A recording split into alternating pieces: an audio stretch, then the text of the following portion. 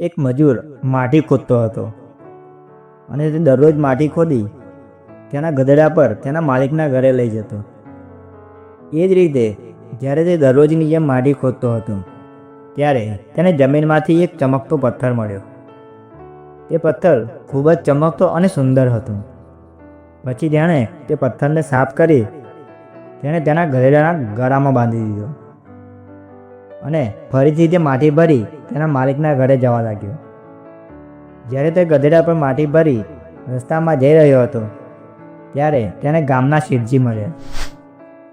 શેઠજી ગામમાં જેની નાની કરિયાણાની દુકાન ચલાવતા હતા, જેના કારણે બધા જ ગામ લોકો તેમને શેઠજી કહેતા હતા. ત્યારે શેઠજીએ મજૂરને ગધેડા સાથે જતો જોયો ત્યારે પૂછ્યું કે અરે ભાઈ, તમે આને ક્યાં લઈ જાઓ છો? ત્યારે મજૂરે કહ્યું કે હમણાં હું મારા કામ પરથી ઘર જાઉં છું. તો શેઠજીએ કહ્યું કે ભાઈ, તે જે ગધેડાના ગળામાં પહેરાવી છે તેને તમે ક્યાં લઈ જાઓ છો? ત્યારે મજૂરે કહ્યું કે શેઠજી, મને આ માટી ખોદતી વખતે જમીનમાંથી મળી છે. ત્યારે શેઠજીએ કહ્યું કે મને આ ચમકતો પથ્થર ગમે છે, તમે મને તે કેટલામાં વેચશો? શેઠજીએ મજૂરને 1 કિલો ગોળ આપ્યો અને તેના બદલામાં એ ચમકતો પથ્થર લઈ લીધો.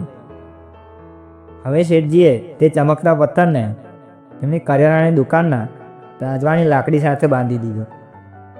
એક દિવસ એક ઝવેરી તેમના ગામમાં આવ્યો અને તેને જોયું કે શેઠજીની દુકાનમાં રાંજવાની લાકડી સાથે હીરો બાંધેલો છે અને તે જોઈ ઝવેરી ચોકમાં ગયો. પછી તેણે શેઠજીને પૂછ્યું કે શેઠજી, આ શું છે?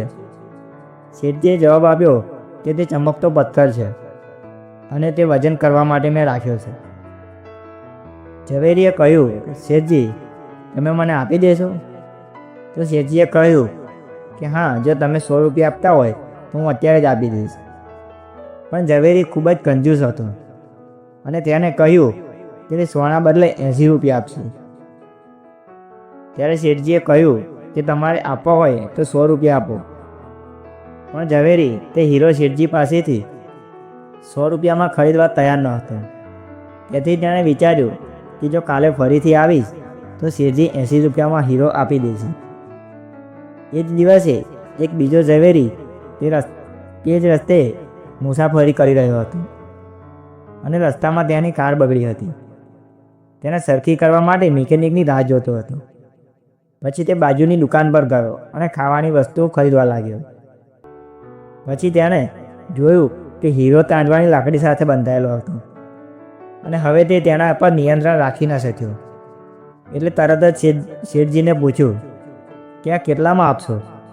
તો શેઠજીએ કહ્યું 100 રૂપિયા. બીજો ઝવેરી હતો તે ખૂબ જ બુદ્ધિશાળી હતો. તેણે શેઠજીને 100 રૂપિયા આપ્યા અને હીરો લઈ ઝડપથી ચાલ્યો ગયો. હવે બીજા દિવસે કંજૂસ ઝવેરી આવીને શેઠજીને પથ્થર વિશે પૂછવા લાગ્યો. ત્યારે શેઠજીએ કહ્યું કે ગઈકાલ સાંજે એક બીજો માણસ આવ્યો હતો. તેણે મને 100 રૂપિયા આપ્યા અને તે પથ્થર ખરીદી અને લઈ ગયો.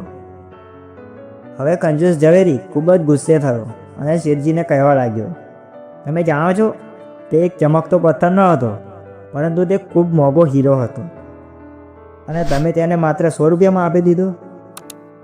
હવે શેઠજીએ કંજૂસ ઝવેરીને કહ્યું કે ભાઈ, મને તો ખબર ન હતી કે આ પથ્થર ચમકતો હીરો છે અને તમે તો બુદ્ધિશાળી છો કે જ્યારે તમને ખબર હતી કે આ લાખોની કિંમતનો હીરો છે તો તમે 20 રૂપિયા માટે કંજૂસાઈ કેમ કરતા હતા?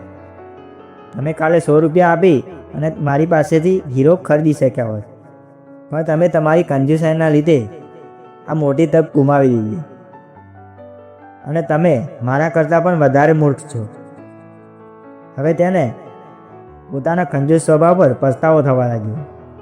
તો દર્શક મિત્રો, આ કહાણી આપણને શીખવે છે કે દરેક વ્યક્તિને જીવનમાં અમુક તબક્કે કંઈક ને કંઈક કરવાની તક મળે છે, પરંતુ આપણામાંથી ઘણા લોકો કાલે કરીશ, આવતા મહિને કરીશ, આવતા વર્ષથી શરૂ થશે, આ બધા કારણે આપણને જે તક ગુમાવીએ છીએ અને જે કરવાનું છે તે કરી શકતા નથી. તો દર્શક મિત્રો, જો તમને આ વિડીયો પસંદ આવ્યો હોય તો વિડીયોને એક લાઇક, એક શેર અને એક કોમેન્ટ જરૂરથી કરજો. અને મારી ચેનલ પર નવા હોય તો મારી ચેનલને સબસ્ક્રાઈબ કરવાનું ભૂલશો નહીં. પછી મળીશું આવી જ સરસ મજાની વાર્તા સાથે.